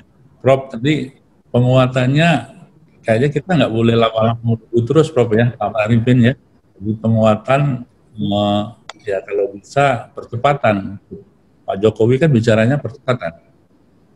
Ya kan, bagaimana percepatan penanggulangan TBC, yaitu melalui dengan cara COVID yang sudah dibuktikan ini. Nah, tentu saja kita butuh langkah-langkah konkret. Nah, mohon Pak Arifin, kalau kita lihat didengar sambutannya Pak Menkes, itu menyebutkan bagaimana inovasi-inovasi yang ada harus kita bangun, ya. Apalagi di era digital ini. Hingga tadi ada rumah sakit atau fasilitas yang tidak begitu bagus di dalam sistem pelaporan. Ini membuat bisa low skill kan. Gimana Pak Arifin, ada ide Pak atau inovasi yang betul-betul membuat kita harus kerjakan ini supaya nanti kita tidak lama-lama menunggu. Kalau dari ranking 2 jadi ranking 6 gitu ya, dan seterusnya gitu Pak. Oke, Dr. Syahril ya, di luar TBC waktu itu, saya bicara dengan beberapa kabupaten di Jawa maupun di luar Jawa. Ada 5 apa 6 kabupaten khusus tentang kesehatan. Jadi yang bicara kebanyakan kepala dinas kesehatannya. Ada di Surabaya, termasuk Surabaya. Kalau bicara soal idenya dari bawah, luar biasa. Jadi mereka itu menyambut karena kan tadi kita sudah setuju bahwa ini kita harus gerakan dari bawah, puskesmasnya atau sebagai primary healthcare. Dan kalau kita bicara sama tokoh-tokoh di daerah itu, tokoh-tokoh kesehatannya, ide-idenya itu sudah banyak banget. Kembali lagi kalau menurut saya, hal besarnya, bahwa anggarannya harus digedein. Kemudian alokasinya dikhususkan untuk pelayanan masyarakat, dan TBC ada di situ. Nah, bahwa karena kita sedang membahas TBC, saya kira sangat relevan kalau hari ini kita sarankanlah nanti di DPR disuarakan juga nanti kesimpulan dari diskusi yang dimotori RSPI Saroso ini untuk menyampaikan. Dan kalau menurut saya ya yang paling penting, dan saya kira Menteri Kesehatan yang sekarang ini saya kenal baik, dia junior saya di ITB juga dulu, mudah-mudahan dan dia udah paham arahan dari presidennya bahwa tolong sampaikan aja, simpulkan untuk pertemuan ini bahwa kita mendorong TBC ini tidak di nomor 2-kan lagi, malah jadi prioritas, mumpung kondisinya sekarang sedang serba kedaruratan ini sangat serius untuk kesehatan ini. Saya kira bicarakan juga hal ini untuk anggarannya, untuk fokusnya kemana, untuk realokasinya, dan tadi ada dari Prof. Chandra udah jelas apa aja, contoh soal lagi dikerjakan. Saya kira dari diskusi ini, Dr. Syahril, yuk aja simpulkan, kita dorong deh, aku ikut. Prof, ini ada waktu sedikit, saya coba ngambil dari chatting ya, Prof ya. Mungkin Pak Melki. Ya, tapi Pak Syahril, kalau statement Pak Arifin barusan bahwa you bungkus kemudian Pak Arifin dorong, Pak Melki dorong, wah itu modal besar buat RSPISS tuh. Jarang-jarang tuh beliau berdua mau dorong. Sulianti Saroso bisa cepat gitu. Kita bisa dapat kemenangan, tapi membuat Pak Arifin mau mendorong dan Pak Melki mendorong, wah itu RSPI punya modal besar tuh, harus dimanfaatkan. Kalau sampai 2 minggu nggak ada apa-apa, Pak Syahril yang salah tuh. Saya kira betul. Saya kira setuju. Iya. Sekarang bolanya ada di Dirut. Iya, Arifin setuju. Iya. Oke, kita agak sebelum saya simpulkan itu mungkin ada diskusi sedikit lagi, Prof. Jadi Prof tadi mengatakan perlu penguatan. Ini ada dari chatting untuk Pak Melki dan Pak Arifin Panegoro. Bagaimana jika membuat komisi penanggulangan TB tingkat nasional, lembaga ad hoc setingkat lembaga tinggi negara yang bisa melakukan koordinasi. Kita terlalu lambat penanganan TB selama ini. Nah mungkin ini ungkapan salah satu peserta itu. Gimana Pak Melki? Ya, kalau kita lihat ini sekali lagi belajar dari penanganan pandemi COVID-19, karena ini yang bisa jadi contoh yang paling mudah kita lihat. Kalau kita lihat COVID-19 ini kan pertama dihadapin dengan yang namanya gugus tugas. Presiden membuat gugus tugas. Kemudian dari gugus tugas itu menjadi Satgas, kemudian ada KPCPEN, Komite Penanggulangan COVID dan Penanganan Ekonomi Nasional. Kalau kita sih PEN-nya nggak usah kita pakai lah, karena kan soal TB mungkin tidak sampai menyentuh bahwa mengganggu ekonomi dalam pengertian seperti pandemi yang tidak bergerak, ekonomi masih tetap bisa mutar. Nah, menurut saya kalau lihat dari pengalaman penanganan pandemi ini, masukan dari ini Ibu Ika Dewi ya, dari chatting, ini bisa dilakukan tadi karena memang persoalan TB ini bukan cuma domainnya Kementerian Kesehatan. Saya setuju tadi dari Prof. Chandra, dari Pak Arifin tadi menyampaikan bahwa kita tidak bisa mengandalkan Kementerian Kesehatan saja, tapi butuh lintas sektor, kementerian dan juga lembaga. Stunting itu kemarin, yang tadi sudah Pak Chandra Yoga tadi sitir, adalah itu hasil kesimpulan Komisi 9. Kami melihat bahwa ada 14 kementerian lembaga yang urus stunting, tidak ada yang mengkoordinasi urusan stunting. Uangnya tersebar hampir puluhan triliun ke semua kementerian lembaga, tapi tidak ada parameter tolak ukur bagaimana mengurus stunting ini, dia turun atau naik. Nah, memang urusan TB ini juga biar nanti jadi betul-betul menjadi kerja semesta kita di Indonesia, ya saya kira juga perlu dibentuk semacam model-model begitu yang dimana kalau memang misalnya kita mau ini menjadi kerja seluruh kementerian lembaga, tentu Presiden dengan otoritasnya bisa membuat lembaga khusus yang memang menangani soal stunting yang melibatkan paling Kemenkes, kemudian Kemendagri penting itu, sama Kementerian Desa. Karena Kementerian Desa, Kemendagri, dan juga Kemenkes itu berkaitan langsung dengan penanganan orang-orang yang terkena COVID. Kalau tadi kita bicara tadi kan banyak pasal yang tadi soal pemerintah daerah. Yang bisa kontrol Pemda itu bukan Kemenkes, yang bisa kontrol Pemda itu Kemendagri. Nah, kalau kemudian kita masuk pada level desa juga, kalau kita butuh juga misalnya menggunakan anggaran desa untuk penanganan TB, kita butuh Kementerian Desa. Jadi Kementerian Desa juga itu dengan kewenangan dia juga mendorong agar bagaimana penanganan TB di tingkat desa juga berjalan. Jadi andai kata 3 kementerian ini bisa kita nanti mungkin, kalau perbatasan kan punya badan penanggulangan perbatasan. Nah, kalau memang kita lihat TB ini betul-betul menjadi bagian dari komitmen bersama kita, saya kira tadi Pak Arifin sampaikan tadi melalui Presiden, kalau bisa buat ini Pak Arifin bagus banget tuh. Kemenkes, Kemendagri dengan Kementerian Desa itu bergabung melalui suatu ya, lembaga tertentu tadi itu misalnya, kemudian mereka yang menggerakkan semua potensi mereka juga untuk menangani soal TB ini. Nah, kalau itu bisa dikerjakan oleh tiga kementerian ini sih mudah-mudahan kesulitan tenaga kesehatan selama ini menangani TB ini kan karena kita tidak punya instrumen untuk mengendalikan kepala daerah dan mengendalikan sampai tingkat desa ini, mudah-mudahan bisa berpadu dan kita bisa mempercepat eliminasi dan pengendalian TB. Bagus, luar biasa Pak. Jadi ada Kementerian Desa Pak ya, ada Kementerian Dalam Negeri, ada Kementerian Kesehatan. Nah, itu tapi itu nanti masih Pak Arifin yang dorong karena itu sudah level 1 Timpres itu. Prof Chandra di depan kali ya, kita ngikut. Ya, kalau saya ada Prof Chandra bagian bawah ya. Pak Arifin, ini ada chatting bagus yang untuk Pak Arifin, saya kira ini mungkin menjadi masalah yang ada di seluruh Indonesia. Ya, ini setuju Pak Arifin Panigoro harus melibatkan kader pos TB desa atau kader kesehatan untuk lebih aktif, sehingga kita dapat peningkatan penemuan kasus dini, pemantauan minum obat, dan peningkatan angka kesembuhan TB. Kami sudah membentuk kader pos TB di beberapa desa, Pak, katanya.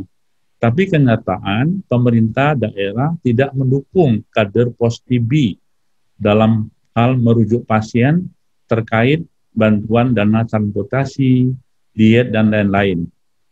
Nah, kiranya pemerintah pusat dapat menghimbau pemerintah daerah untuk memberikan ini.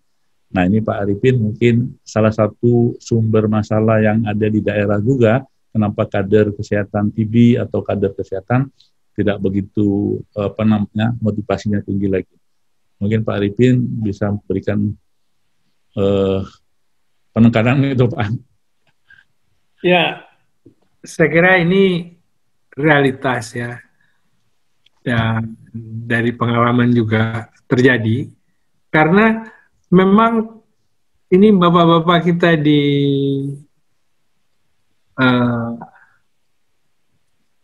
daerah tingkat 2, kabupaten kota itu dipilih langsung. Pusat, gubernur susah mau intervensi ke bawah. 1. Kedua, ya tentu anggaran juga pas-pasan. Ketiga, kualitas. Ya, Prof Chandra lagi coba cek kepala dinas kesehatan di masing-masing 500 kabupaten kota ini. Berat, Pak, nggak gampang. Nggak gampang. Karena itu keputusan politiknya bupati sama wali kota yang terpilih. Nah, itu kenyataan. Jadi, kalau menurut saya, semua dari permulaan yang kita diskusi ini sudah terangkum. Jadi saya mau balikin lagi aja. Anda sebagai penggagas, Dr. Sahril sebagai Dirut, RSPI, simpulkan ini semua. Ajukan ke atas. Tadi soal penguatan, soal ada apa badannya, aku udah singgung juga bahwa kader itu sekarang di strukturnya masih kurang jelas karena di bawah Ibu Mendagri kan. Jadi sebetulnya itu yang harus strukturnya diperjelas, bahwa misalnya ada SKB 3 menteri tadi kan diusulkan, Menteri Desa, Menteri Kesehatan, Menteri Dalam Negeri, oke, tapi harus jelas ada. Dan yang terakhir di ujungnya anggarannya pun harus berarti.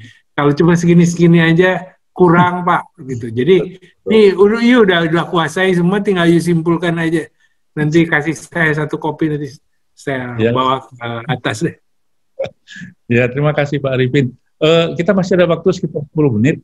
Kita beri kesempatan dari peserta ya. Mungkin ada yang mau menyampaikan secara langsung kepada 3 tokoh ini. Sebelum kita mengakhiri, nanti masing-masing narasumber memberikan closing statement-nya di akhir acara ini. Silakan, ada yang mau bicara? Ada yang mau bicara?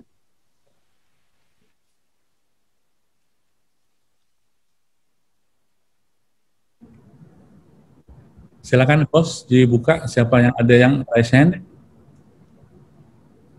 Kopi nggak bisa. Host, apakah bisa membuka?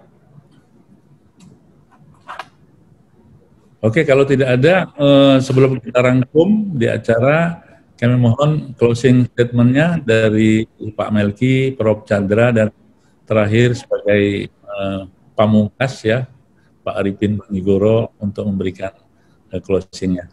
Silakan Pak Melki.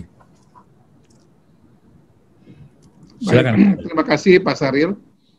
Pertama saya berterima kasih karena RSPI Sulianti Saroso sudah membuka ruang perbincangan yang produktif ini. Kita bisa secara apa adanya bicara tentang bagaimana kondisi TB di tanah air dan apa yang sudah, belum, dan akan kita kerjakan. Dan tentu beberapa rekomendasi tadi yang sudah terekam, bagian dari kami di Komisi 9 DPR RI akan kami kerjakan. Terima kasih buat semua masukan, baik dari narasumber yang hadir, Pak Arifin Panigoro, Prof. Chandra, dan juga semua yang tadi lewat chatting, saya juga baca di sini beberapa masukan bagus dari para dokter yang hadir. Dan tentunya kami dari Komisi 9 akan mengerjakan bagian kami secara optimal, dan terkait juga nanti dengan sektor lain. Kalau nanti tadi sudah setuju Pak Arifin, misalnya kita juga dorong bersama pihak lain, tentu kami juga akan komunikasi dengan komisi yang lain juga yang memang terkait dengan penanganan TB yang perlu juga mereka terlibat. Misalnya Kemendagri kami akan bicara dengan Komisi 2, kemudian Kementerian Desa kami akan bicara dengan Komisi 5 juga untuk memberi perhatian terhadap penanganan TB, sehingga eliminasi TB Indonesia Bisa ini bisa lebih cepat kita kerjakan sambil terus tetap menangani soal COVID-19 ini. Terima kasih Pak Saril, salam sehat buat kita semua dan tetap sukses dalam kiprah kita masing-masing. Terima kasih Pak Melki. Prof, silakan Prof, ide segarnya, inovasinya untuk menambahi rekomendasi tadi. Ya Pak Saril, saya ada 3 hal saja. Nomor 1, kita manfaatkan momentum ini untuk mengingatkan semua pihak bahwa tuberkulosis itu masalah besar bangsa Indonesia. Kita nggak bicara internasional segala macam SDG barangkali, masalah besar bangsa Indonesia. Dan ini sudah ada masalah konkret di lapangan. Saya cerita soal perawat tadi. Kemarin saya juga bicara dengan salah seorang pensiunan Kemenkes di Sulawesi Barat. Kemarin saya bicara dengan salah satu universitas, maksudnya webinar, dan dia cerita soal yang tadi Pak Arifin sampaikan. Jadi karena dia pensiunan, dia bukalah semacam pos desa di desanya dengan segala masalahnya. Jadi ini masalah konkret di kita, masalah kita itu poin pertama, 1A. 1B-nya, untuk ini bisa selesai mesti ada penguatan. Tidak bisa seperti sekarang, tidak bisa program 2019 akan dilakukan 2021, nggak bisa. Mesti ada penguatan, mau penguatan anggaran, mau penguatan entah kelembagaan baru atau penguatan bagaimana, tapi harus ada penguatan. Kalau nggak ada penguatan, nggak akan selesai masalah. Itu poin 1. Poin kedua, COVID memang masalah, COVID memang menurunkan program TB, tapi COVID juga punya sistem, punya nilai positif. Ada 2 nilai positifnya. Nilai positif yang pertama adalah sekarang semua orang sadar kesehatan. Ya.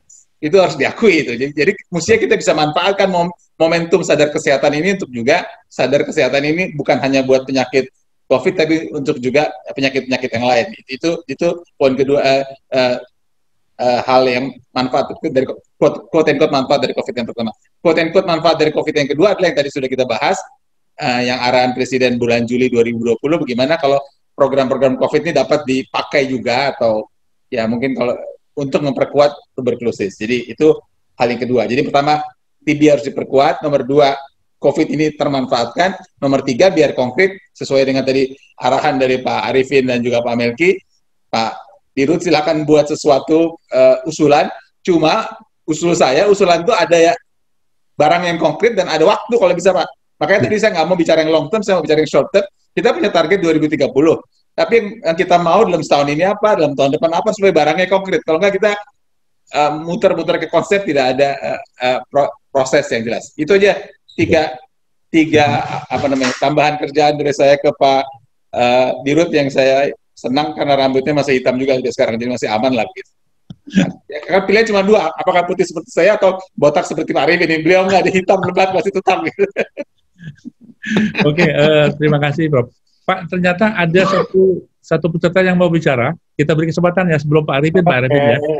Kita dengar suara dari Hayat. Ya, terima kasih. Saya Pompini. Selamat siang Prof. Chandra, Pak Arifin, Pak Melki. Kalau tadi saya melihat pembicaraan ini sangat berbicara tentang kebijakan, implementasi di lapangan. Tapi satu hal yang menjadi PR besar kita adalah untuk mengapa penyakit TB yang sudah beratus-ratus tahun sampai saat ini Indonesia masih terjadi stigma dan diskriminasi. Itu yang menjadi PR besar. Menjadi tugas kita di Hari TB ini bahwa kita semua sama berusaha memberikan gaung bahwa TB itu bukan satu stigma atau tidak perlu dilakukan diskriminasi. Sebagai contoh, di Rumah Sakit Sulianti kita punya pasien TB resisten obat. Bagaimana kita sudah berjuang mendampingi, tetap saja ada stigma di sekolah, stigma di tempat pekerjaan, stigma di kos-kosan, segala hal yang berhubungan dengan segi sendi-sendi kehidupan tetap terjadi diskriminasi.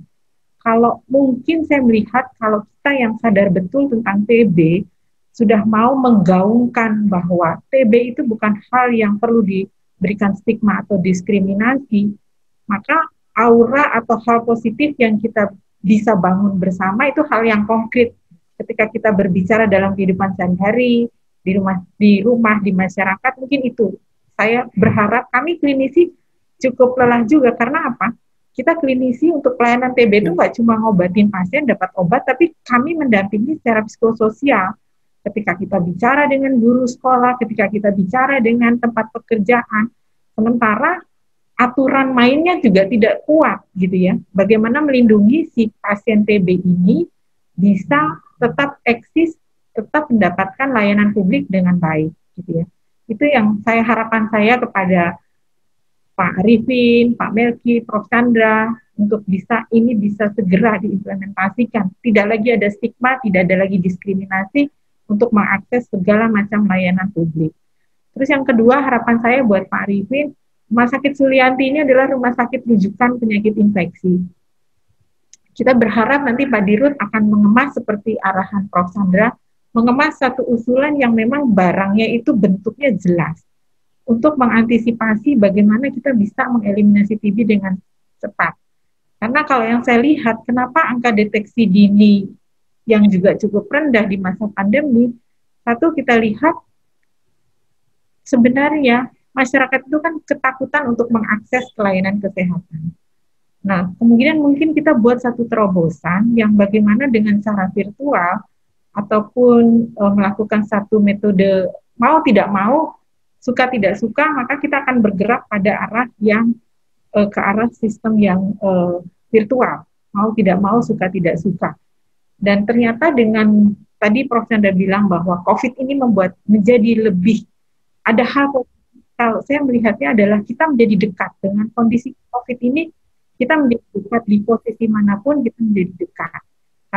Karena itu saya berharap mungkin kita akan membuat satu formulasi, Pak Dirut, bagaimana melakukan eliminasi dengan konsep berbasis rumah sakit, pendekatan sosial, maupun pendekatan psikologis pasien, seperti yang sudah kita terapkan pada kasus-kasus TB resisten obat.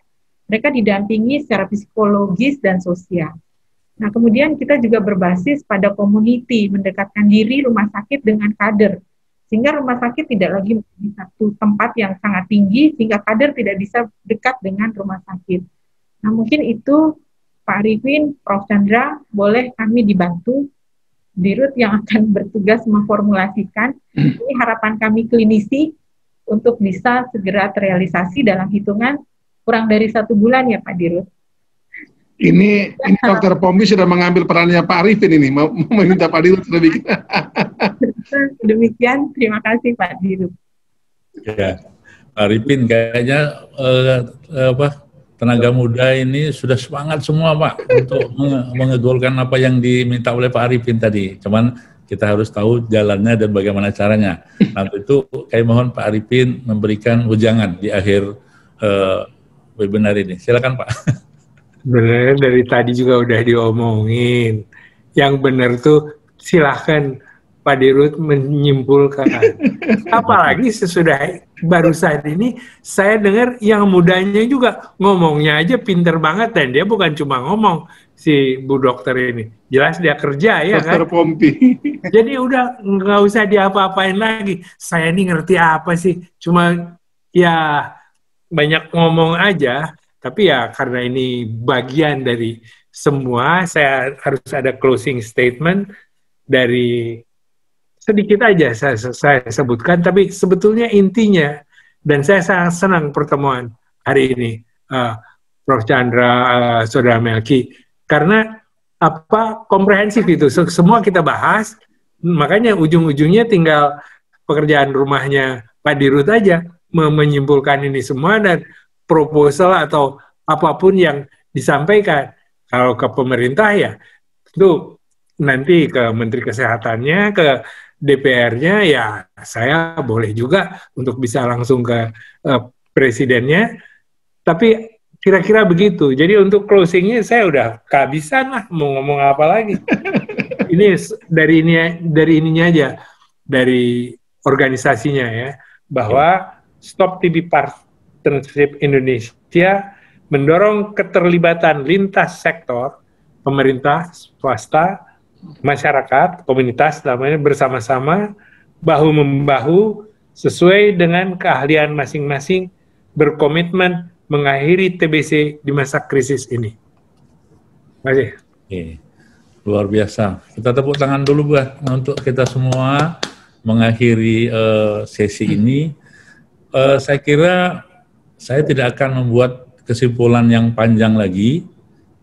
Cuman satu juga kesimpulan besarnya, momentum peringatan Hari TB yang hari ini kita lakukan talk show, ini akan kita beratkan suatu hasil rekomendasi yang nanti apa yang kita bicarakan tadi menjadi masukan buat pemerintah, buat swasta, buat legislatif, dan insya nanti Pak Arifin bisa mendorong ke Pak Presiden secara baik. Bagaimana intinya adalah percepatan yang akan kita lakukan dalam mengeliminasi TB, yaitu dengan penguatan. Kan itu Pak tadi Prof ya? Nah, penguatan dari sisi lembaga, sisi budgeting, kemudian dari sisi teknis, dan dari sisi kemitraan. Saya kira izin Pak Arifin, nanti kami akan coba susun, mudah-mudahan hasil diskusi hari ini bermanfaat bagi bangsa kita dalam rangka memberikan kolaborasi eliminasi tuberkulosis.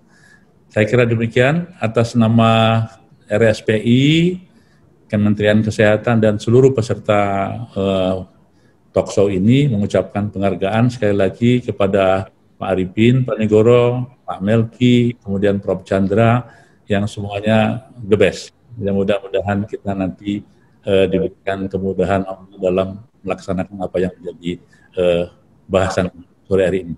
Demikian, mohon dimaafkan kalau kami ada kekurangan dan kesalahan ya. Terima kasih. Assalamualaikum warahmatullahi wabarakatuh.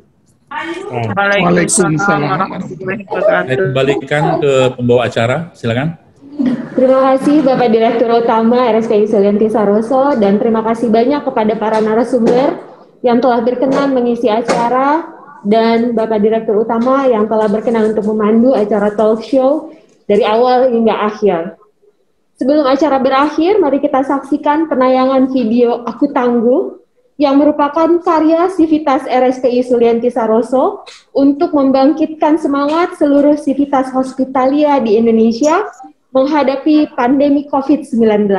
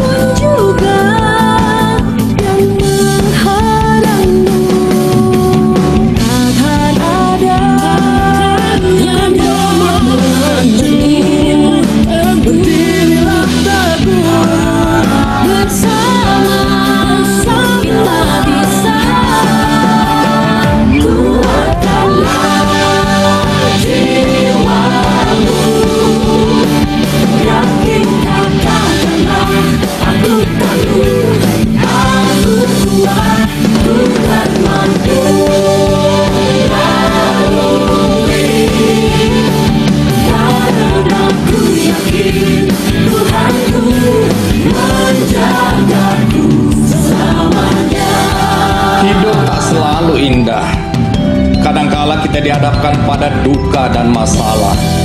Tapi bukan berarti itu tidak bisa diubah. Asalkan jiwa kita tegar dan tidak menyerah. Ayo bangkit dan semangatlah, maka hidupmu akan kembali cerah. Saya Andi F. Noya, salam tangguh. Kuatkanlah jiwamu, yakin katakanlah, aku tangguh, aku kuat, dan mampu lalui. Karena aku yakin Tuhanku menjagaku. Kuatkanlah jiwamu, yakin katakanlah, aku tangguh, aku kuat, bukan mampu lalui. Karena aku yakin Tuhanku menjagaku selamanya.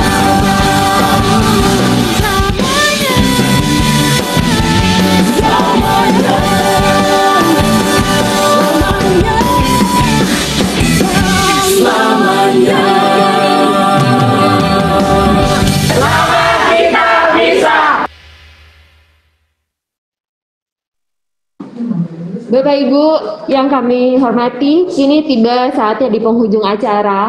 Akan tetapi sebelum saya menutup acara, dimohon kesediaannya untuk para narasumber dan juga Bapak Direktur Utama dan para direksi untuk berfoto bersama.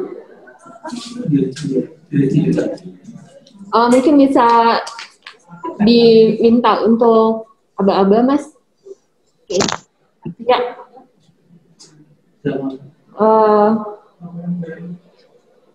Untuk para narasumber, dimohon kesediaannya untuk membuka kembali video untuk berfoto bersama. Ya, sudah narasumber. Oke, baik. Aba-aba dari saya. Oke, terima kasih. Ya. Sudah bisa dimulai? Oke, baik. Foto akan dimulai dari 1, 2, 3. Sekali lagi. Oke. Terima kasih. Sekali lagi, Pak.